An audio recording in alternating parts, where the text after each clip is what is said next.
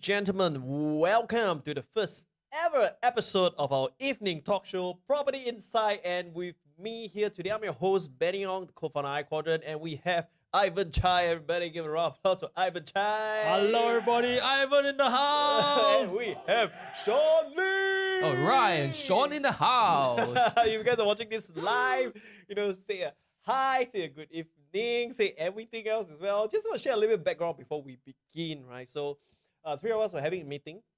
We had like 3 minutes before we rush up here. So, we're like, make it happen, right? So I apologize that we are slightly a little late, right? So guys, but today is going to be an impactful first evening show, right? Hosted by us. And let's give a round of applause for our team at the back as well. Guys, please give a cap, say thank you at the back, right? Come on, for making this happen, right? So they put in a lot of hard work to make this work as well. So come on, I want to see all the comments coming in if you're watching this live. I saw so many people live. Why are you not commenting? At least about 60 plus people going live. Yes, good evening. Awesome, right?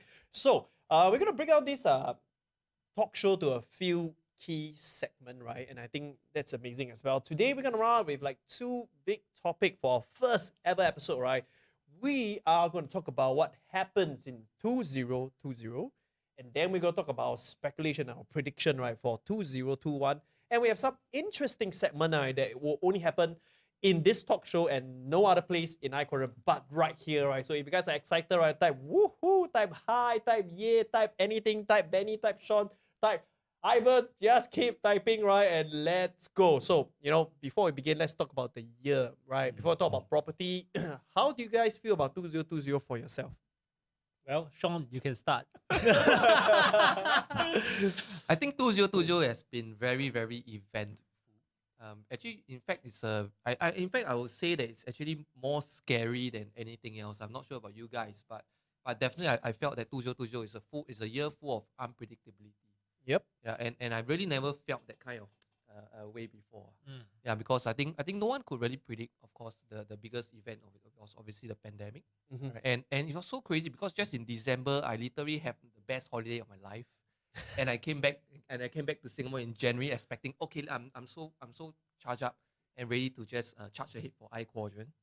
And suddenly in March, obviously we all got that crazy news, right? Hey, in fact, even backtrack, it's a more interesting thing is that if you guys do not know, actually iQuadrant opened up their headquarters in January 2020, guys. Yep. With intention to do more live events and to do a lot more happening networking and everything. And things just changed in March. Don't worry, bro. We are bringing a new word to a new meaning to the word live. We are now live on air. It is right. Right now we're at the headquarters at level 3 of the iQuadrant right now. Yes. Hope you guys like this setup. Do drop us a comment. Do you guys like this live evening talk show setup? If you like it, right, we're gonna do it as often as possible, but let's not do it so often because I'm the main host, so I don't want to add work into my life. But anyway, so yes, I saw you going overseas. Crazy. Unfortunately, I can't be going overseas, and now I am 1 year stuck in this country for so long. Right? But anyway, Ivan, how was your 2020? Sean, maybe you can speak more about it. I'm joking, okay?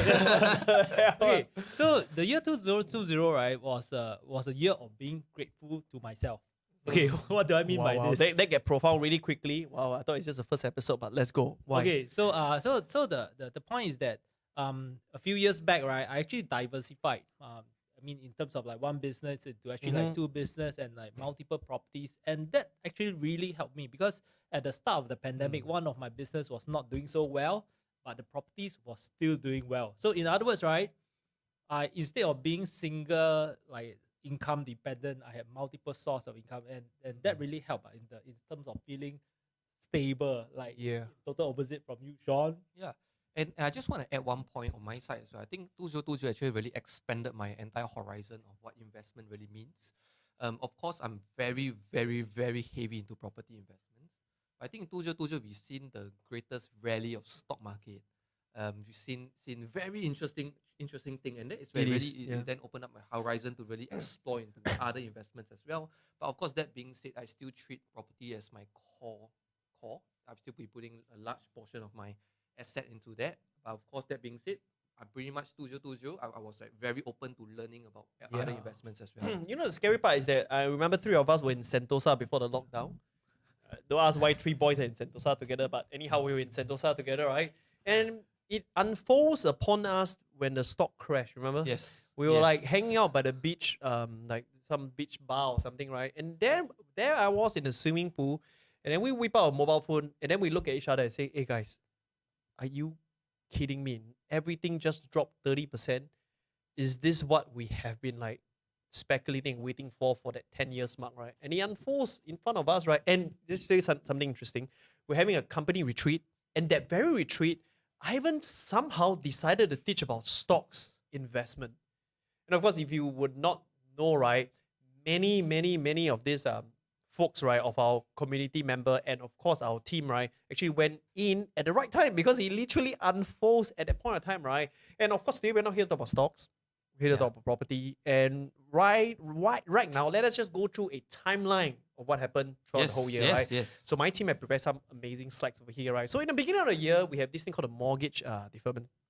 It happens right when whole pandemic strikes as well, and that was something that was taken by storm. None of us in our era have lived through a period of loan deferment as well. So maybe we can briefly talk about it. So how does this affect the property market? I think when the deferment news came out, actually we were very, very excited. Because this is the only time that in Singapore we can see something like an interest-only loan. If you think about it. Yes. And we're just so excited of it. Hey, oh my goodness, everyone should get mortgage deferment. And but the only thing is that in this sense, of course, the bankers themselves do not know even what's the impact of taking mortgage deferment. We asked them, they didn't know about it. No one knew.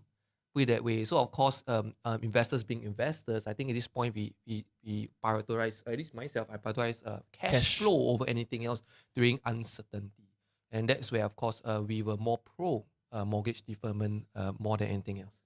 Yeah, Ivan. Yeah, so the whole point of mortgage deferment means that it's actually better for everyone because that way everyone holds more cash because you are able to defer away the principal and also interest, and hence, right, have more cash to tide through any downturns or like any shortfall in terms of like rental or like tenants having less tenants. And the key is this: when we see this mortgage deferment happening in Singapore, this means that it may set the precedent, right, whereby when there's future crisis, our government will also step in to allow this mortgage deferment again. Of course, this is no guarantee, but this is a very good sign. But the government is really smart. They understand that really most businesses in the long run who are already smart and profitable are just facing a problem of cash flow. So I remember hearing a lot of ministers' conversation on entrepreneurs, right? It's really on the factor of cash flow.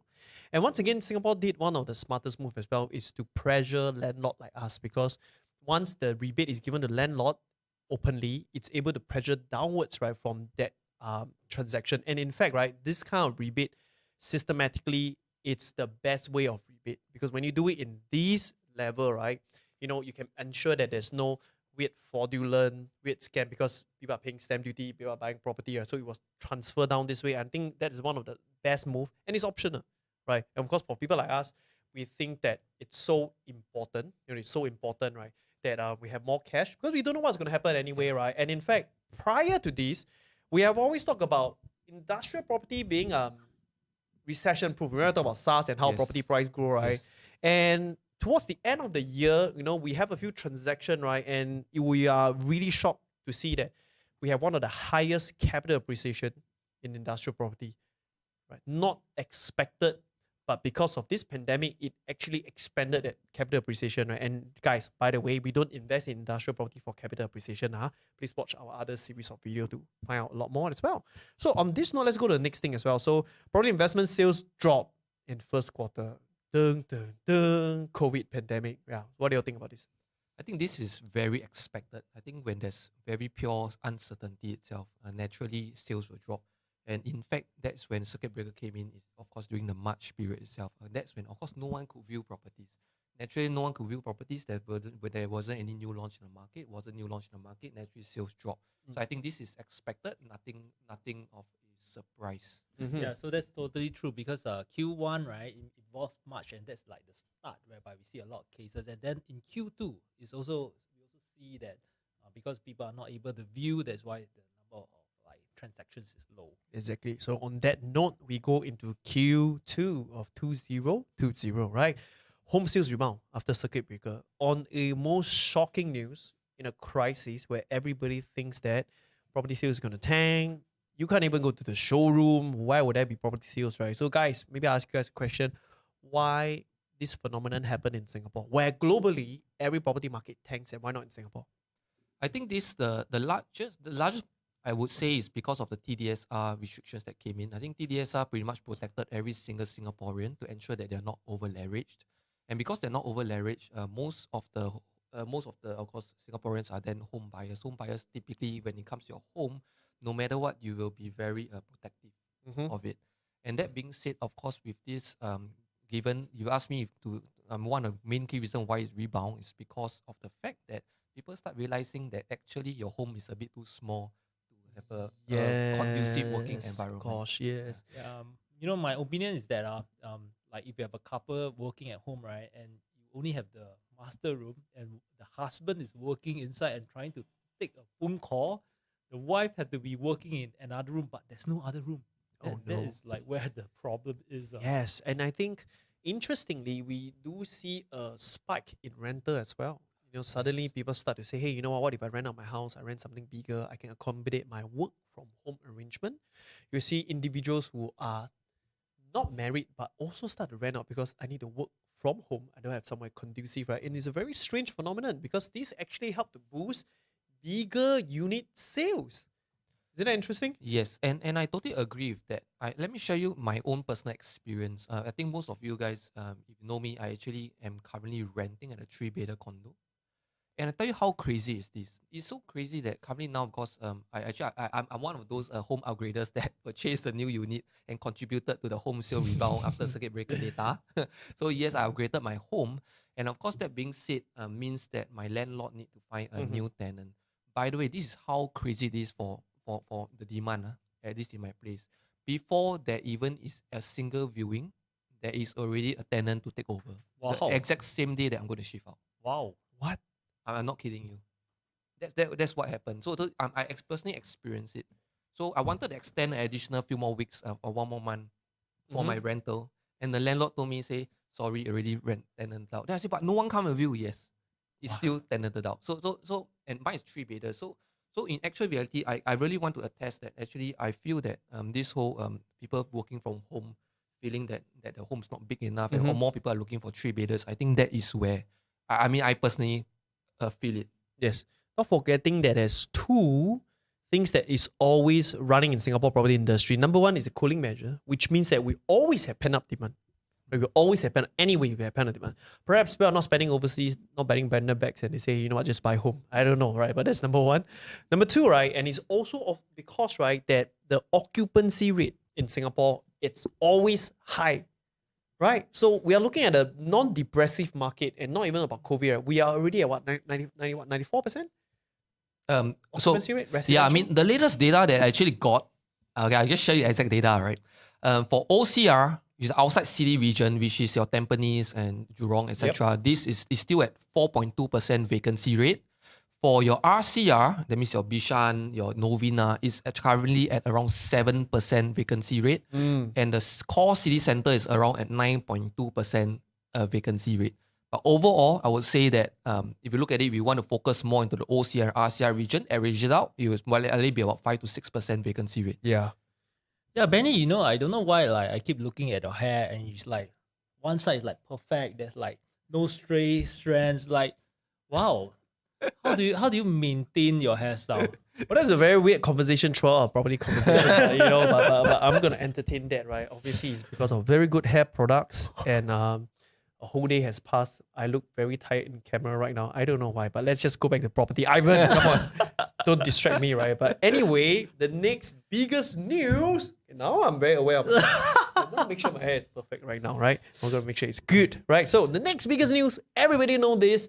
And even right now, you go to a new launch, they don't tell you, but some projects are going like what 5-6 years before completion, you know, like that, there's a dragging it out, right? And this is the construction delay impact to Singapore property market. Ivan first. Yeah, so there's a lot of construction delay, obviously because of COVID. A lot of like raw materials are in shortage. So this is one huge thing that's happening. So this in turn, right, my opinion is that it may boost the resale market because Mhm. you can get keys earlier, you can move in faster. So this is like one thing that is happening right now. Yeah. And other than that, of course, construction delays means higher costs for developers. Naturally, one of their biggest costs, other than material, obviously manpower costs. Any delay just means that longer cost for overheads, which means that the whole property price will is not by choice anymore, but just based on construction delays, it will go up. Yes, and coupled with the new measures to ensure that proper housing and spacing out of our foreign workers helping out in the construction industry, right, is gonna increase construction costs, and this is a phenomenon that we'll see in the next few years to come. Yeah. And in fact, while Ivan is doing a new launch deck, we always do new launch review. Please watch out for our Facebook page, right?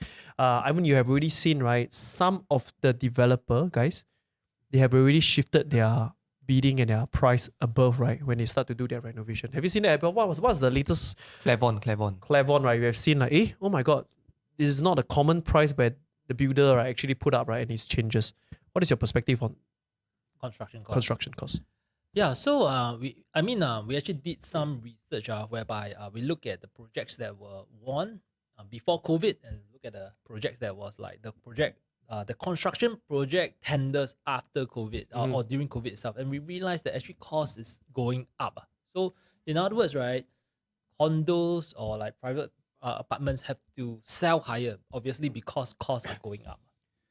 And that doesn't mean that new launch are doing well. Just want to put a cautionary note to everybody over here as well, because you will see this is one of the most marketed pitch, right, going forward. In fact, right, not mentioned in this slide, but I think with that fear adding into the market, you have seen developers going up, increasing commission when it comes to new launch as well. And that spurs the marketing and the conversation around this whole new launch making money, and it's a good time to buy now, right? But is it the truth, guys? Is new launch really a good project to buy right now? I think new launch will always have its appeal. Just because it's new, we are the first buyer, naturally we'll have more margins to make. But in reality, I would say that in a low interest rate environment, actually new launches are not the main beneficiary of this low interest rate environment. Because if you think about it, developers can only draw down on your loan if they build to a certain level. And because of that, you're actually not really enjoying the full advantage of this low interest rate as compared to the buy resale.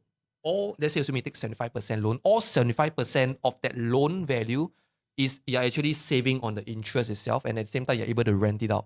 Whereas at the same time, when you look at new development, let's say you're going to draw down like 5%, 10%, 15%, but yet you're still not able to rent it out to generate income.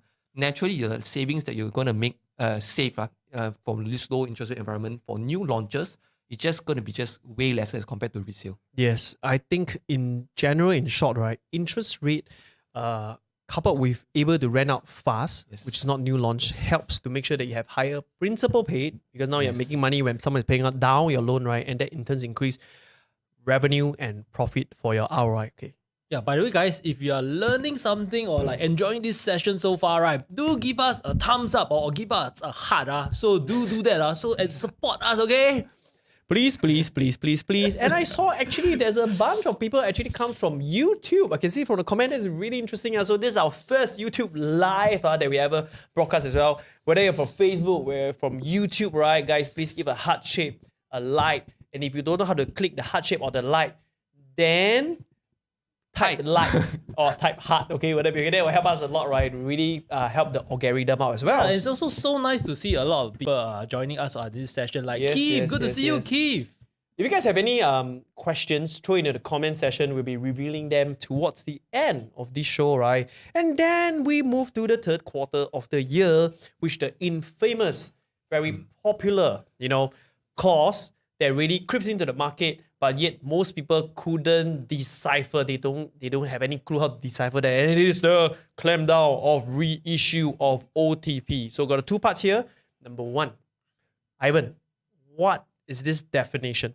Yeah, so in the past, right, some developers were reissuing OTPs whereby the main purpose is like some homeowners or some investors already own a home and they have to sell off the home before they buy the new property. And because of this, right, developers allow buyers to reissue OTP and avoid the ABSD that will pay in the meantime. Okay, so when URA clamps down on this, right, it's actually a very, very, very, very good move because it reduces speculation in the market. It makes sure that the buyers can afford to buy before they buy. Yes. So let me just summarize before I ask Sean on his opinion on the impact to the market. But in short, right, previously, you can wait till you sell your unit to complete your unit, right? Your new purchase, right? So you do not own 2 units at one go, which means you do not pay for stamp duty, more stamp duty, right? And being hold back as well with all these funny taxes, right? Just cut it to plain English. What happened is you're going to put a lump sum aside because now you co-own 2 units without selling. And after you sell, yes, you can file for remission to take back that sum, but it's still going to cost you a huge bomb of cash flow, not profit or loss, because you can take back the money. And that actually secures the prudency of investor, which means that, hello, today you don't have 150k in your bank, 30k in your bank, don't buy lah. Right? That's in short the government measure to you. Must have cash first. Don't wipe out every single cent to buy something. Sean, what's the impact to the market? Okay, so I'm looking at it on the deeper level. Is that this whole reissue of OTP, when it first came out, I was a bit worried in terms for the whole new launch sales, because it's very common and it's very, very easy to get developers to agree to a 6 months to 1 year OTP delay. That means you do 6 to 12 OTP reissue. Then actually the next moment I saw that a project is still being sold out really quickly. Then we really had a very deep discussion and we realized that actually this pretty much only really impacts the home buyers. What do you mean by this? Investors will pretty much still not be very heavily impacted because they can sell and buy without really pretty much moving. Obviously, still having a roof to stay There's a over pause their right head. there before you carry on. Let me just break that down. So in short, as an investor, you can really sell your unit first. Yes. A couple. Yeah. Couple. They say investors, you have a unit, you can sell first. And buy. Then you buy. It doesn't matter because you sell first, you buy anyway. But a couple, Yes, right? The problem with a couple. couple, you stay at home. Most people don't want to have the hassle of renting out. So then you got caught in between of selling it within 4 to 6 weeks. Right? That's where the trap is. Carry on. Yeah. Yeah, so because of this, it pretty much heavily impact the home buyers, which means that now, what it used to be that the home buyer will buy a new launch first, do a reissue of OTP, and then can take 1 year to slowly sell their unit. Right? Sell the unit, slowly look for a new place to rent. Yeah. So now they are unable to really do this and they need to be really ready to actually purchase and exercise the unit within like 3 weeks. And that is where this whole reissue OTP only pretty much really affects the home buyer, but doesn't really impact the investor as a whole. Therefore, what is your prediction to the new launch prices and which sector, micro sector of the new launch would have grown or resale? Yeah. So actually, it's been very obvious. So I've been monitoring all the new launches itself, and it's very obvious that all the 1 bidder and 2 bidders are the ones that get sold out very, very quickly. And there will be an overlap of 3 bidders and 4 bidders in most new launches itself. So therefore, I predict that there is only 2 possibilities. Number 1, developer will price all the 3 bidders and 4 bidders more conservatively, affordability. If not, if they want to maintain the price point, then we are going to see the resale market boost up heavily for the 3 bidders and 4 mainly 3 bidders, I would say. Yeah. Or they might even try to price up the 1 or 2 bidders to make sure that they 拉长补短. They sell a little bit margin here, increase a little bit margin there to kind of balance out the whole equation as well. Yeah, by the way, there's a comment in the chat, right, by Jeff Dor Jean, okay? Is this show sustainable? Okay. So let me assure you that this glass is made out of sustainable glass and water is actually filtered water. So don't worry about it, okay? The water is sustainable. Is this show sustainable? The answer is not without your likes and your hardship on Facebook and your share. The more you share, the more credits and currency we have, the more motivation we have in our heart to keep doing this show. If nobody share, nobody like, nobody watch, right, then it will be damn awkward for me to do this show alone and being the host, right? And I couldn't invite some of the big players that will come, throughout this show as well. And then when I invite the big players down property sector, right, my fellow founders will be very blessed because they can now stay at home and sleep. So please, guys, like it, share it, right? And you find this interesting as well. And this is also one of our outreach for our community member to keep things being engaged as well. And on this note, Shophouse market revival. Ivan, is it okay if I share a little bit more that your recent experience in Shophouse? So what is your experience in Shophouse? You know, you've been going around saying Shophouse, right? So how do you see the whole market over there? Okay, so recently I actually went into the Shophouse market whereby I bought one Shophouse, and I would just say that it's still possible to buy a Shophouse, and one interesting thing is that I'm able to get a 80% loan at interest rate of 1.08% for the commercial market. So it's like kind of like crazy. Yeah, so it's like 1.08. Like I just got it like this month, and it's like, wow. Let me tell you how crazy the Super market low. right now, right? Literally, right, inflation rate being pressed down, suppressed at 2%, 3%. And usually in a recession, inflation do increase, hyperinflation do happen, right? And yet, right, we are able to get money at 1%. Which means, right, you are borrowing money, paying lesser than inflation, right? And that is something that you guys should really consider as well. And if you haven't repriced your property, guys at home, very jialat lah, okay, please go and do something about it. Now it's a good chance to get good interest rate, which means higher principal paid, which means higher profit. Or if you're not making a profit, just think about this. If your interest rate is so low at 1%, so long your property grows at a 1% capital appreciation yearly, it means that you're literally staying for free. Am I right? Yes. Yeah. Even to say like if inflation is at 1%, then like with interest at 1%, it means I actually match, right? And at the Yes. same time, I collect rental. It's crazy. And this is the recessionary market right now. Last year we call it the wealth transfer because literally that's where wealth is transferred. You know, people who do nothing about things, right? You know, they'll be stuck, but people who do more things about their whole property investment, right, then they will grow as well. So it's a very interesting perspective. And if you guys can still see us live, say hi, say hello, type live, because we have a little bit of glitch. Make sure that everybody still can see us live if we are good to go, right? And on this note, rental demand increase with returns on Malaysian workers, right? Actually, this impacted entrepreneurs a lot. You know, we have a big pool of Singapore population who have employees from across the border. And when this happened, right, a lot of businesses affected. So, you know, there's a lot of debate here and there. And finally, the borders are open. They can come over, right? Why would this increase demand? Share a little bit more. What are both your perspective on this? Yeah, so one thing that I see, like even I myself like personally experience, right, is that a lot of Malaysians actually travel through and cross the border every day, pre-COVID days, and after this lockdown, right, they have no choice but to like actually find a room or find a HDB or find a place to stay in Singapore, and that obviously increases rental demand. Yeah, and of course, I do foresee that this will continuously go up, the demand itself. And not to mention, this is only just based on Malaysia. So I would expect that once the borders are opening, I think the rental demand is just going to shoot through the roof. It is, right? And on that note, I think we come to the last quarter of the year. Yeah. Something interesting is about to come out. So, this news. How should I begin? Very sensitive, but we're still going to talk about it in the most conservative, proper manner because it's newsworthy for 2020. It's something that will impact property development in Singapore. So what is the news all about? Yeah, that's a very, very good question, Benny. So what do you think about it, Benny?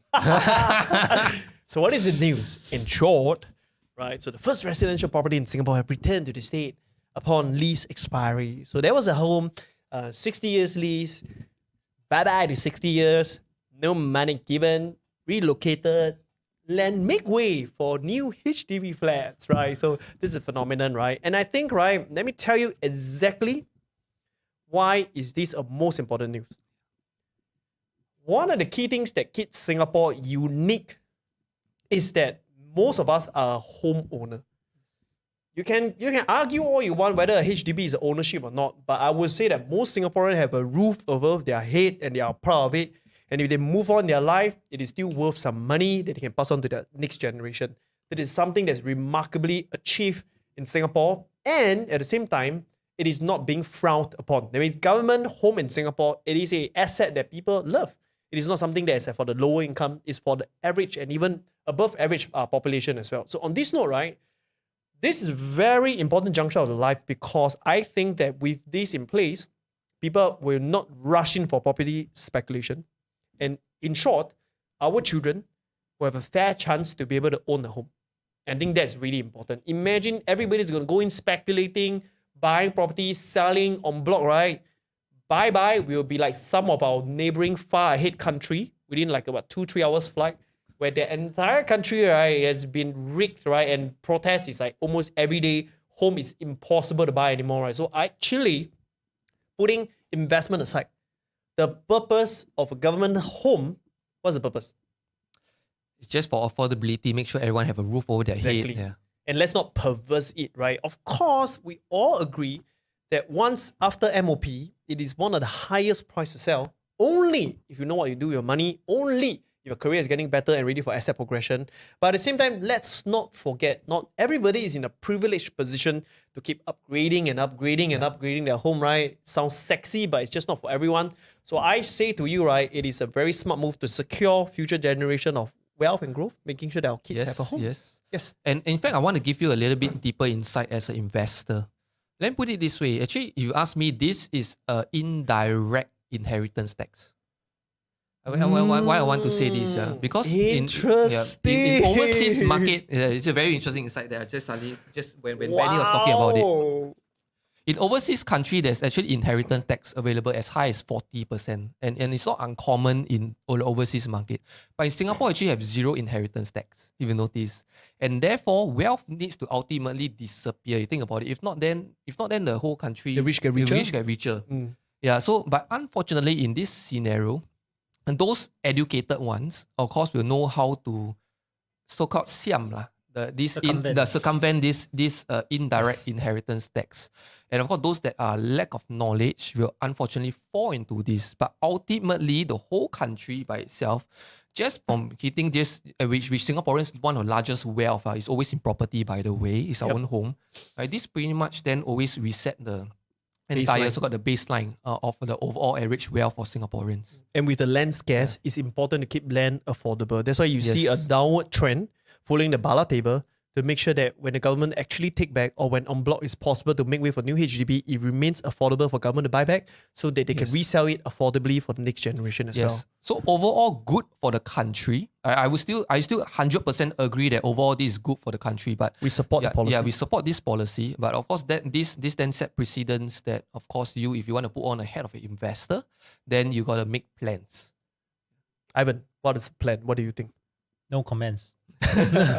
But in short, I think the plan that we're talking about here is today, if you are prudent, if you are someone who have a stable career trajectory, you should really consider asset progress on the other conversation, whereby wealth retention is equally as important. Today, we see many different asset class hold its value because those private asset class remain as an investment purpose, 20% of them all in Singapore. And that's why once we look at certain category of property, we need to put the right mindset, the right frame when we are judging it. You know, if we're going to use a pure investment purpose to judge at HDB, right, it is the worst way to look at it without context. And think about it. Today, if you want to live at a very giant, beautiful home, the cheapest way is to buy a mansionette. Think about it. Yes, it's the cheapest way. It's the cheapest way to stay in a very big home, right, with stairs inside or whatever, not right. And that remains still a affordable way for someone who need a lot of room with a big family. And yet, right, if you get your home secure in this perspective, you can easily divert your saving in your fund to stock investment. So I say to you, you know, we are like property folks in our belt. But I say majority of Singaporeans are not like just property investor. And if they are better in stocks, as we can see in last year, many of us have a good portfolio.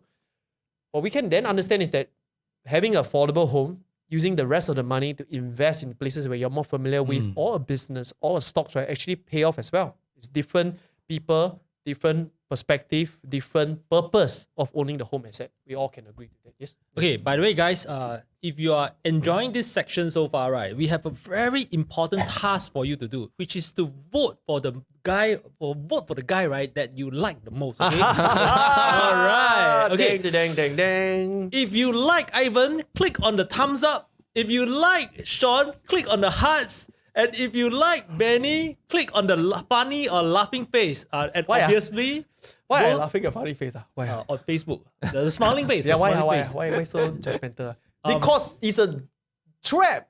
there's already a lot of light and a lot of hearts, right? Nobody's giving a laughing face, right? That's not how it works, right? So guys, come on. If you vote for the best commentator for today, whether it's in knowledge and all that, right? By typing down our name, right? The worst off guy will have a punishment. Towards the end, we'll be keeping track of the count as well. Okay, let's go on over here. En bloc sales season crazy in 2021. Get ready. Oh my god, it's by business property, Straits Time. Get ready for a light en bloc sales season in Singapore. Thoughts on it, guys? In short, I really don't think that there will be a hike in en bloc sale. I really don't think so. I mean, if there's going to be en bloc sale and all that, so then government will probably not, or URA will probably not claim the reissue of OTP. Because what they're trying to do is moderate the entire transaction as much as possible to keep it safe. Yes. Right, for homeowners in Singapore. And of course, getting en bloc sales itself, that just means that that the property market should be on a bull run for this to happen. So just given this, I think that there's of course still going to be en bloc sale, but not like an en bloc craze. Yeah. Well, my take is that Singapore is actually like the land is actually being controlled mainly by our government, which means that if the country is in shortage of land, then our government will just release more land under the URA government land sales. If our country, right, is having insufficient land for developers or like shortage of housing for homeowners, right, then government if it's shortage of housing, then government will release more land. Yeah. Yes. If it's too much housing, then government will release less land. So it's a matter of like Demand and supply, and government can just release more instead of having to have more en blocs. Because sometimes, right, it may not make sense if the property is like 10 years old or like 15 years old and it's still good to stay in, right? Exactly. Then why make it such that people have to tear it down and have more inefficiencies in the market? Exactly. Let me tell you the conspiracy theory that I have. Are you guys ready? They have never heard this before. Bro, wait. Sean, Ivan, Benny. So it's Sean first, Ivan second, Benny third. Woohoo. Show it up. I don't think that's what Damien means. I think that's Damien. Damien means 3 votes. Okay, right? Anyways, right? So, you want to hear the conspiracy theory, guys? Yes, let's go. This is to help move the demand to resale. It's a news to make people buy resale. Because if new launch price keep going up and there's no influence to resale, we will see a property crunch and a property bubble happening, because the resale price right now have a big disparity to the new launch, and it's in government intention and policy. You can see, right, that it's slowly shifting, right? Slowly shifting. Interesting. And I think this is why the news is for. It is an official news channel, by the way. It's Straits Time. Why would Straits Time go and publish a hype? Think about it. We will see, right? Anyway, government maintains moderate supply of land for private housing. So we had a graph, but we didn't feature here as well. So on the graph, we realized that, land pullback, release slower, and also land that is open for free auction, right? Is it called auction? What do you call it? Offers, land bid, right? Land bid, right? Is limited. Now they have a baseline of how much the price is before they can release out, right? This is happening, right? So what is it all about? Guys, comment on this. How would it affect the property market? I mean, moderate. I honestly ask me, I think this news title itself have not much impact, because moderate can mean a lot of things. Yeah. Can mean up, can mean down. Right? And I believe you read through the article, I'm pretty sure they would say that if demand goes up, they will say they release more, and then if the demand goes down, they release less. So I think this was almost the same as there's another news which also say they're going to maintain supply for BTO. It's like a neutral comment. It's a very neutral comment. So there isn't really much, but I think government is really pretty much putting on a hat of more to a wait and see kind of approach. Benny +1. Yes, thank you, Kelvin. Oh no. What does the asterisk represent? We all know. BIGL. We're missing our property babe over here, but it's okay, right? The 3 hunks are still fine, okay? But let's go on, right? So exactly on this note, right? So I think this is to deter property speculation. Yeah. because there was an onslaught of advertisement on Facebook that people keep saying land scarce, yeah. property increase, land scarce, right? I think these trying to tell people no scare lah, no scary lah. Okay, everything is still the same, guys. Please calm down. Okay, please Yeah, buy property. at the same time, in the chat, right, we also have Rachel Chen commenting, right, at some point of time, we are going to run out of land. No. So based on like my opinion, so when I look at URA space or the URA master plan, I can actually see that there's still a lot of plots of space, right, where you can still build a lot of residential properties. So I think, right, it will happen, but maybe like somewhere down the road. And by that time, right, maybe we have more land reclamation. Who knows? Yeah, I think running out of land, right? I think that might only happen if government did not decentralize everything. Yes. I want to really stress on this point. So government has been very, very successful in decentralization, which means that now there is pretty much every single town, every single town, right? Basically have a self-sustaining mall and Big malls. big malls, Multiple right? Yeah, malls. multiple malls and everything. So pretty much if everything was focused into the core city region, that means the Orchard area and everything, then yes, we might run out of land because no one wants to stay too far from the city region itself. But with decentralization, hey man, I mean, if you drive around the Upper Bukit Timah area and everything, there's still a lot of land, guys. So I know that there will not be a lack of land, at least in the near future. Yeah, so decentralization, in short, right, on the social impact means you don't need to go Orchard one actually.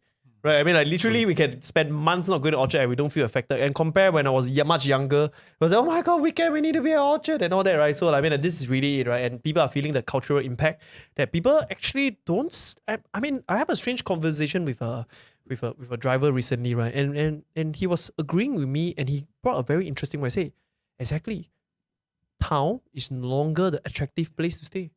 You know, people always say, oh, what if I stay Orchard, right? But nobody cares anymore, right? In fact, they say, better don't stay there. Everything is expensive. I'd rather stay at City Fringe, right? Where you can find nice hawker and NTUC and stuff, right? So this is literally decentralization. And by the way, we have a very smart government and system. If there will be limited land, then they will easily shift the demand to make sure that it's en bloc, rejuvenation, and not just buying new launches as well. And of course, why am I having a smirk? It's because I have another vote from Jared. Oh man, you guys are falling behind really bad. Right, anyway, let's go on, right? So on the last few slides that we have for the market of 2020, HDB to be kept affordable. So what happened? What did the minister announce? Do you guys remember? Yeah, I mean, minister was trying to get suggestion from the public on how to keep HDB affordable. And actually, I read through some of the comments. Very interesting. There, some were saying, keep the leaseholds lower. And of course, the context here was that on prime estate.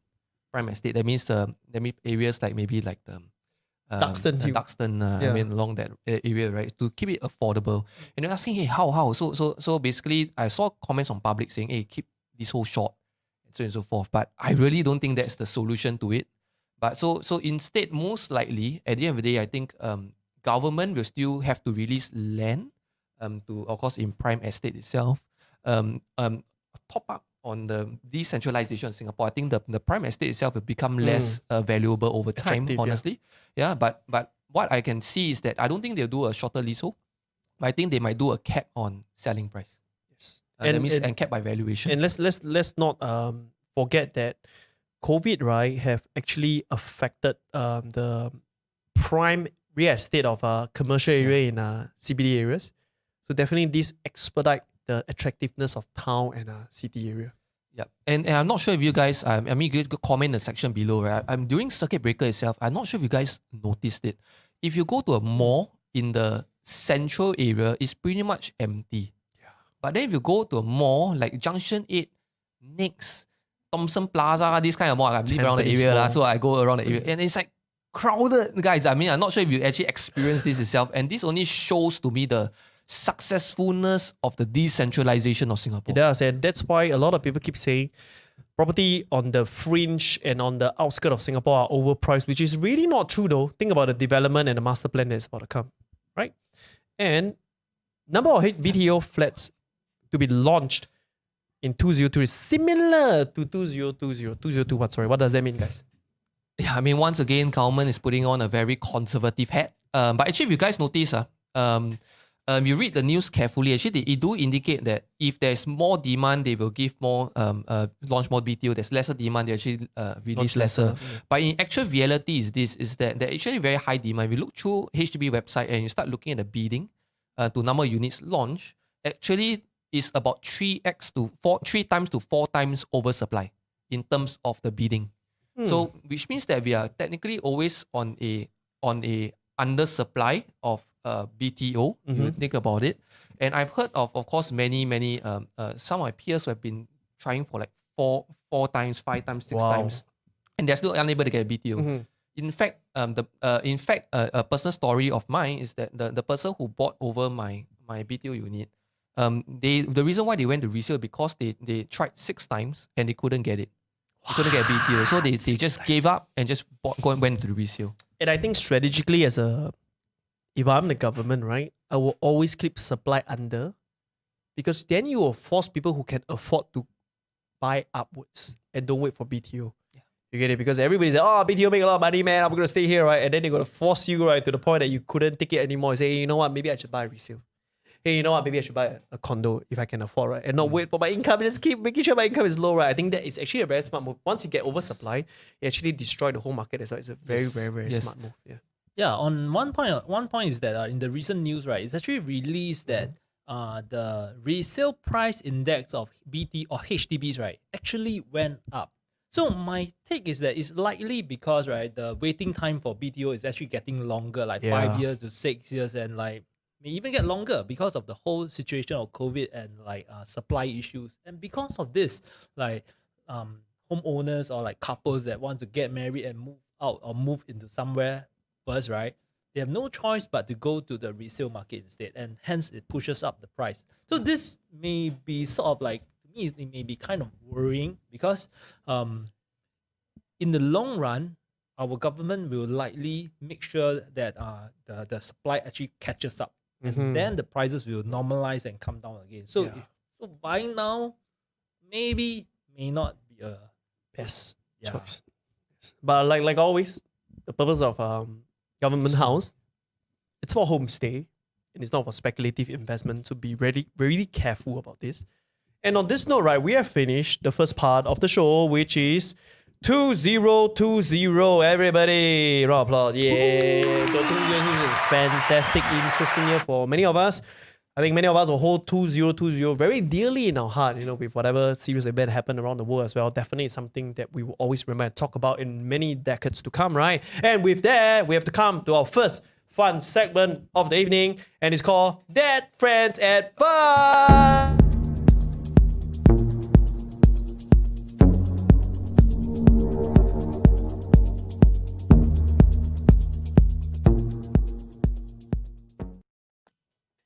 So, what is that friend's advice? Basically, in short, right, you know, you always see people talking about this, like, hey, my friend say, hey, they say, hey, they say, and then they say, you know, and we always hear this when it comes to property investment, right? So today, we want to bring out about that friend advice, and we pick 3 of them who usually comments on like social media or put themselves out there as a prediction, right? I want to really comment them to see, you know, how we feel about these comments, if you ever heard it from your friend or the they say category. Let's go. First one. Thank you for the team to enlarge the text. Very thoughtful of you guys to know that it's not legible at all. So thank you for really expanding it out. So you guys can read it, right? So in short, someone say, hey, try asking what's the requirement to qualify for this 90 and 120% loan cover, or for those segment of customers that are super narrow. Not a lot of people can take one. Your business must be booming to qualify for such loan. So don't be ridiculous. Feel not possible one. This 90 to 120% loan, right? So perspective and reality. Let's go. Okay, so this comment was actually commented by an ex-banker on one of our YouTube videos. It's context, so obviously banker, right? So you expect a banker to know what's going on in the market. But in actual reality, we're doing a video based on the fact that 90% loan is easy to achieve. And that was in a context in 2019. Of course, 2019 obviously is pre-COVID, guys. All right, so 2019, in actual reality, is that there are, in fact, not just one bank, but 2 banks that were giving 90% loan freely to all investment holding company. I repeat, all investment holding company, be it you have a dollar revenue 1 million revenue or even zero, Zero revenue. revenue. And it can be a one-day-old company and they will still grant you a 90% loan. In fact, it was supposed to be relaunched in 2020 March, April period. Yep. In fact, then And- COVID hit. Yes. So sorry guys, as of today, if you got after of course post-pandemic, not even post-pandemic, during pandemic. pandemic, So sorry, yeah. not post yet. Yeah. Right, during pandemic, of course now banks are still limiting to 80% loan for all investment holding companies for industrial commercial property, like in this case, about the shop house, right? So, but of course, that being said, once pandemic pass on, and if the bank's still going on a trajectory of still wanting to really push out the loans for commercial industrial property, I believe that 90% loan will come back. Yes. So I say again, guys, it is easily available, but there must be criteria. So very simple. So the statement here is really flawed because they say, oh, very small, narrow segment, which is not true. In fact, right, if you have an investment holding company, you are now being gauged on your personal income before you can take a loan. Of course, why do we then hold a loan under a company is another day, another point, another reason. But in short, it's actually possible. But the comment is actually true for 120% loan. To a certain extent, if you don't have a business, it's impossible. But yet at the same time, even though your business is not high revenue and you have an operational company, right? In fact, it is really not that hard to get 120% loan. Of course, there's still criteria. Ivan, on your perspective when it comes to buying during the 2 years ago period. Yeah, so during 2 years ago, right, you can actually get the 90% loan. And the thing that I actually want to expand and talk about is actually the 120% loan. So you see, a lot of people are thinking that, you can't get even like 70 or 80%, right? But we want to make sure that we let everyone know and let everyone have this perspective that it's even possible to have 120%. And we have seen people that have done it. Is it easy? Of course not. But the thing is this, if your business qualifies, you can go ahead and get it. Yes. Yep. And in fact, if you go outside of Singapore, this whole loan criteria changes. And that is where, there are certain countries out there that, yes, you will be able to get more than 100% loan. Yes. On this comment session, aw, so sweet. 2020 is indeed memorable because it joined Quadrant, say thanks. But more importantly, right, how come this show doesn't feature our bubbly Jermaine? Okay, so guys, if I have 20 Jermaine in a comment session, I'll show it to her and she will appear. Okay, very important. No, I mean, we're just doing a rotation. So some people can get a break. So she will definitely come out on the show. And more importantly, today is a more technical analysis video where that's why we get the research boys to be in the show as well. But when we talk about maximizing rental, beautifying a unit, and the ground experience negotiation, right, we would definitely invite the queen of property into the show, right? But I need to get 10 Jermaine, and she will come out as a guest speaker. If you'd like to see more of Jermaine and Benny, right, type Jermaine and Benny, okay? So that both of them show up in the show. Oh no! Next comment. Property is not doing well during COVID. It's always great to minimize our debt. Be debt free Don't be stupid Don't take so much debt Like comment.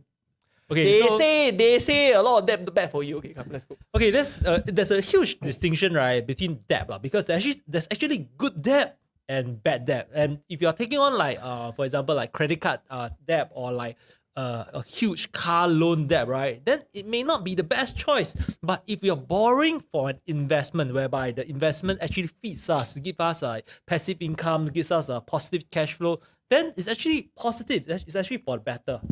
Yeah, of course, I think the key here is that I don't blame is that a lot of people have a very big misconception about debt.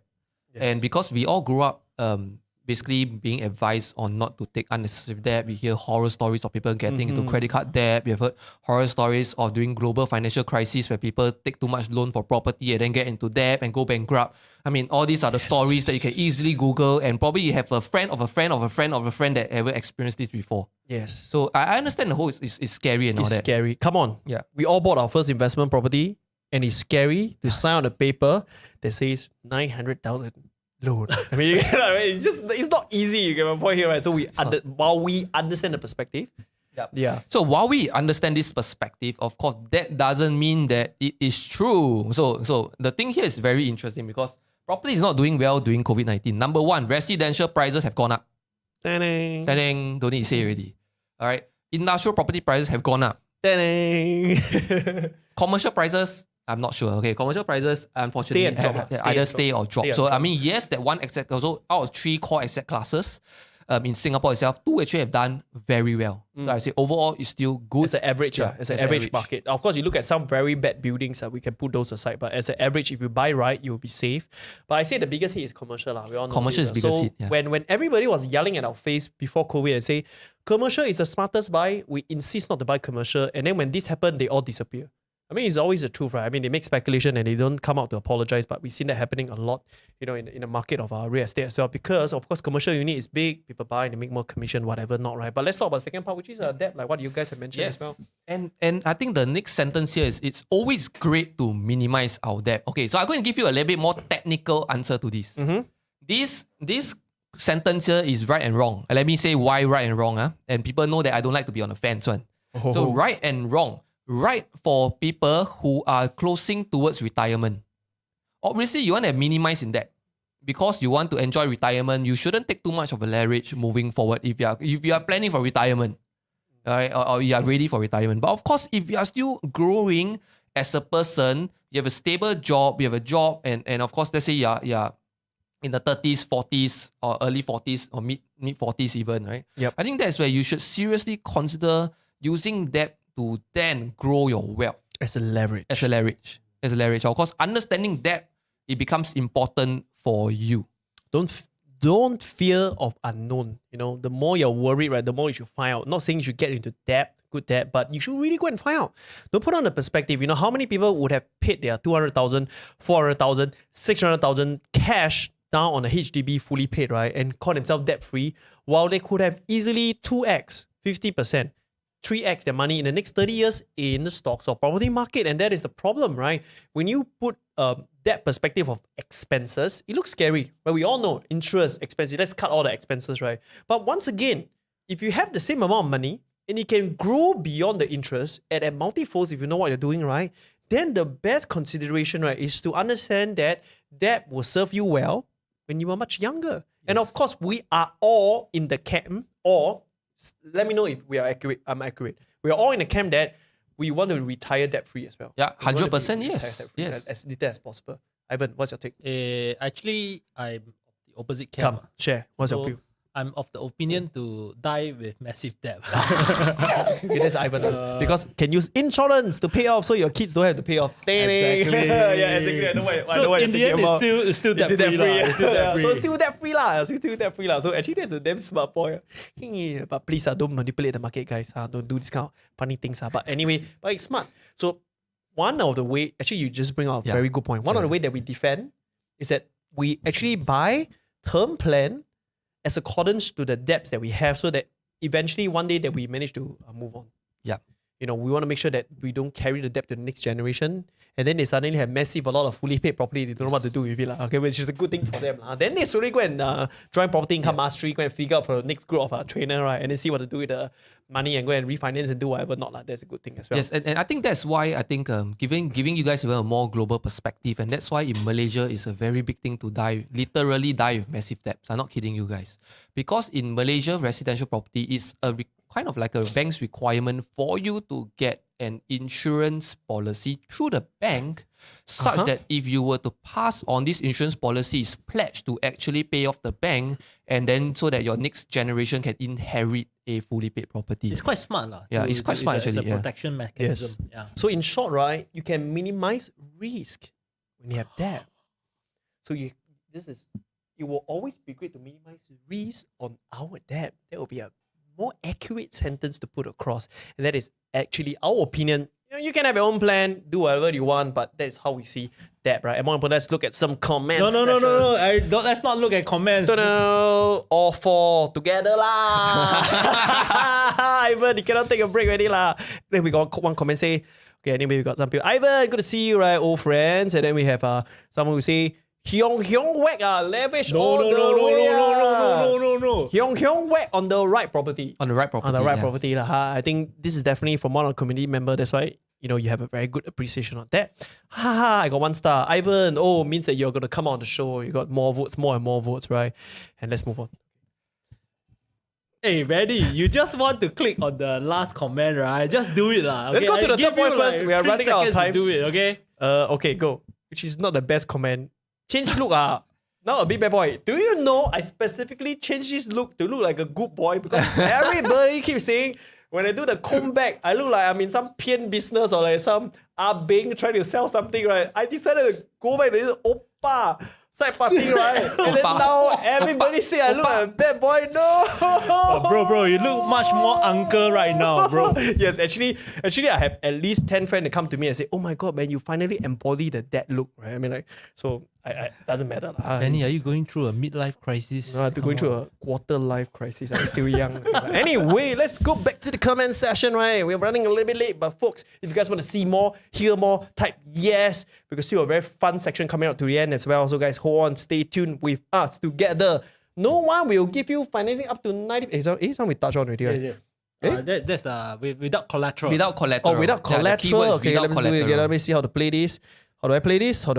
Oh, it's played already? Okay, good. Yes. No one will give you financing up without collateral lah. So what is collateral? Explain a bit lah for our new folks. Collateral means that you might have to pledge, let's say, some money to the fixed deposit or might pledge a particular property. Basically, you need to pledge something lah. So for you to take a particular loan. So in this case, it's 100% not true. There isn't any even form of variations on this. So most banks will not ask you to put any form of collateral when it comes to loaning of when it comes to borrowing for a property, because your property is really collateral. Right? You think about it. So there isn't a need. The banks is not stupid. They will take a charge on your property, and that is literally a collateral. So they will not ask for another collateral for you to take a loan for this particular property to be a collateral. Anyway, by the way, you can actually take loans without collateral. It's just that the interest rate will be higher. Yeah. It's just about that, right? I mean, like, I think it's a ridiculous comment, especially look at this profile pic. See see confirm is insurance agent or property agent. Confirm. Confirm plus job, nobody post and then must hold the suit like that one. Okay. So confirm is this group of people, right? And the sad truth is, we are being served by some of the most undereducated people, right, on sales perspective, right? That's why you see this thing as well. And that is where, you got to be careful about they say, he say, she say kind of conversation, right? Get your facts right, get multiple perspective to get things clear. And with that, we end our segment called That Friend Advice. Yay! Okay, right now, right, we want to talk about the next segment, which is a quick one because we're running a little bit late, right? But folks, if you guys are enjoying, type yes, type woohoo, type yeah, right, into the comment, right? I don't know how to spell that, but if you can spell it, that would be awesome, right? But anyway, so we're going to talk about 2021. So we finished 2020, let's talk about 2021, right? Property market prediction as well. So where are the sectors people should be looking at when it comes to 2021? Number 2, should they be selling their residential home to upgrade? Number 3, right, should they be just holding and doing nothing? Give your opinion, guys. Come. Well, that's a very, very good question, How Benny. about Benny? Give your first opinion first. No, Sean will go first. Catch you there. Okay, so I'm going to share with you guys this one. I want you guys to really focus here. The one, not say asset class, the one property type that I really, really have very full confidence in that will likely see the most gains within the shortest period of time. Whoa. Wait. Drum roll. Okay, come. Would be the one betas for the resale ones. I mean, the resale one betas, not a new launch.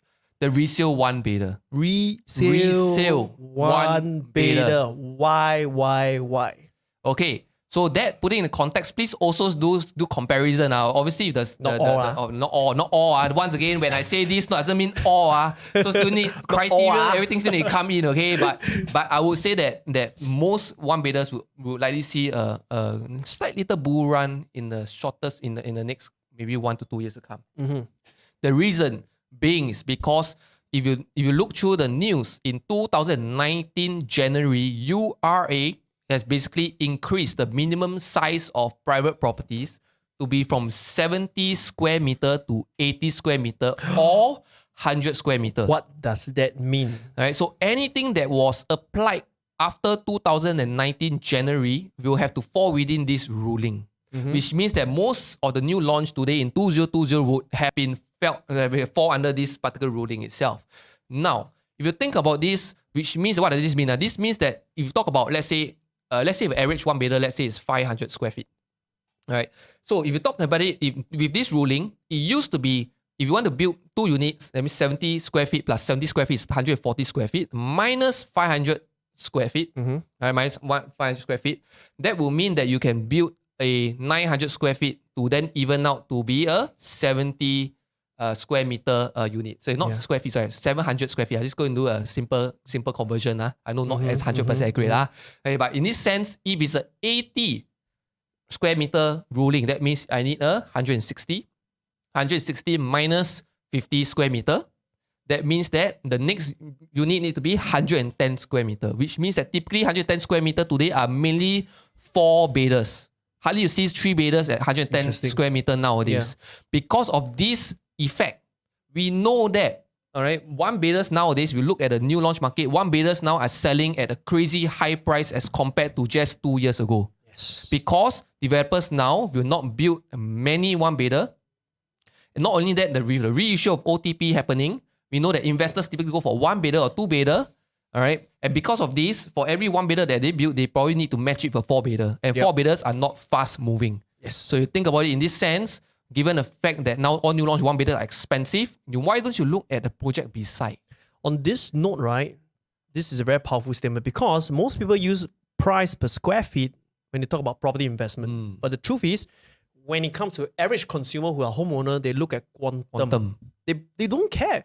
I mean, think about it. A 10 square feet difference sometimes is not even visible to the eyes if it's an illusion by a balcony or by aircon latch as well. So that's what's happening in the market right now, whereby when you have a layman who are not property investment trained and buying a resale property, say for investment, say, hey, you know what, I'm not married, I just want to get my first home for investment to see where it goes. You know, before I get married, you know, like someone who's like a bit wealthy by the maybe mid-30s, you'll be like, hey man, I can buy this 1 bedder for like 600,000, 650,000 for rental, and it's giving me close to 4% rental yield, guys. There's such property around, right? Why would I buy a new launch? It's going to give me 2+% rental yield, and I still have to wait and pay progressive interest. So on this note, this is one of the speculation, one of the trends that we predict that will happen in 2021. Any other things? By the way, guys, at iQuadrant, right, we actually do research into this data, right? And we're actually finding out data into the change of the compositions of like new launches, like the projects that like was according to the previous ruling, and like what is going to happen to the composition. Is there going to be like more 3-bedroom or more 2-bedroom or more 4-bedroom to give us better insights, right? And this will be launched on both YouTube and Facebook. So, by the way, guys, do sign up to our YouTube channel, right, to understand and find out more when we release this information. And research, right, is none other headed by a very handsome, very intelligent, very cute, very charming, and very humorous guy. You don't need to say me and do like that, right? Walao, why you describe short until like that? Walao, play paiseh leh. Paiseh leh, walao. Whatever. Bye, Ivan. Yeah, Ivan has been really initiating a lot of research data. Mr. 自卖自夸 Ivan Chan. Research head, right? So Ivan is the research. I think there might be some sound effect going on, but anyway, Ivan is a research head, right? That leads this whole pie. I think it's beautiful. It's amazing, right? And really on that conversation as we speak, right? What you want to understand is that no matter what investment you are going to put forward, right? You have to really get the data, right? You don't want to hear hearsay. Today you walk in the showroom, what you will receive? You will receive a sales deck, not a research deck. Let's just face the fact, it's a sales deck, not a research deck. And that's why we represent the market in a very interesting voice, interesting opinion. But that's how I think we strive, and that's where we come in a very unique sector of a third-party perspective. Yeah, so I think we can illustrate this with a very, very good example, right? Like Benny, maybe you can talk and explain more like what do you think of buying like next to a feng shui shop, right? What do you think is like should you buy near it? Like, you know, like it brings a lot of luck, right? Like the feng shui shop will only be there because it's very, very good feng shui. Hence, you should buy in that location, right? Yeah. So the word that iQuadrant uses is called anecdotal research or anecdotal comments, right? So a lot of people like to come out with all these very logical statements. Like, look at Singapore, land so small. Surely 6 million come in, no land liao, sure sell expensive, so must buy new launch. Feel. So I mean, that's what people always say, right? So it's so logical, yet quite stupid. I would say this. I will just be right there because while it is very logical, right, but it doesn't mean that it actually have an actual market attributes as well. I mean, like we all believe in feng shui. I think I'm kind of okay with feng shui. You know, who don't want the house to flow well, all this stuff, right? But using that as a baseline investment, right, is damn crappy. I give you another one. Go to sit in a taxi, say the building name. If the taxi uncle here before, means it's a good project. If nobody here before, means it's a bad project. What kind of crap is that? What kind of crap? It's crap, right? But this is the market advice that you're getting, right? And this is really why data-backed research is key. Why we hammer down in 2021 to expand our research team, to even want to tie down with former bodies and institutions, right, to really back this research, right, and to put it in the market so that we regulate the market, right, as a private community, so that when we represent this voice, people get aggressive on us, but at least we put out the truth, and then we see this market being regulated better in our own way, right, in our own way, in our own business selfish reason as well, right? Good. Ivan, any other 2021 prediction that you think might be something that you look at moving forward this year in your investment journey? I think that you should subscribe to our YouTube channel. Because seriously, because in this year 2021, right, Sean and I have been shooting a lot of videos to provide a lot of value about property investment tips. And straight after this video, watch 3 prediction of 2021 in the YouTube video right now after this video. And watch 3 reasons why you should invest in 2021 and what sector as well. It's all there on YouTube. They are going to double down on YouTube this year. And if you haven't subscribed, what are you doing, right? Please go and subscribe, right? We'll be shooting day in, day out, night in, night out, right? To produce all this content as well. So all you need to do is just Google and search the Quadrant. Our YouTube channel will appear. And yeah, we have crossed our 1,000 subscriber mark. I mean, like, people are celebrating, like my friend, Chicken Genius, 175,000. We are celebrating 1,000. You know what? Never mind. Mang Gong Chu Si Shi. Okay, we will get there sooner or later, right? But anyway, come to our last segment of the show. And it is the moral of the story.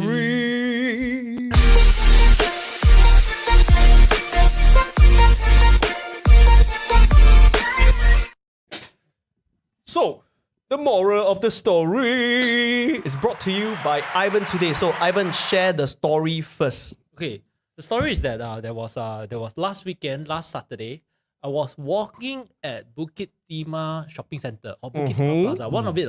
And over there, I walked past one shop and I saw that disposable mask is now selling at $10 per box. And that is the moral of the story. That is the story. That is not the moral of the story. Okay, so share with us a little more. What is the story all about? So the story is that during COVID, each box of masks was selling at $35. So now it's selling at $10. You don't get it. And what is and drum roll, please, everybody. Drum roll. So what is the moral of the story?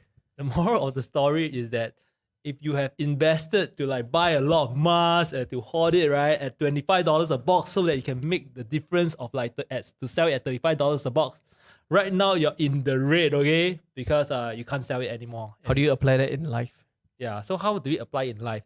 Sometimes, right, when trends come and you speculate heavily in it, right, you may get burned. So there's this saying which I believe is actually better to be I wish I did instead of I wish I didn't. Interesting. And like the old saying goes, when the buying is easy, the selling is hard. So do not speculate. That's the moral of the story today. And folks, if you enjoy our very first episode of our night talk show, Property Insight, hosted by none other than Benny Ong, give us a like, give us a shout out, give us a share. And once again, guys, please give our guests, Ivan and Sean, a big round of applause, everybody. And that's it for first episode. I had a lot of fun. You guys had fun? Yeah. Awesome, right? I hope to see you guys very soon. Do subscribe to our YouTube channel, go to our Facebook, like us, throw in your comments, and more importantly, what is that one thing you like and you learn about this interesting night talk show? And if you like to see this series over and over again to make it into a monthly, bi-weekly event, right? Shout it out, make a comment, say you want to hear this, right? And we'll keep doing this. And on behalf of the Quadrant, all three founders of us here say good night and bye-bye.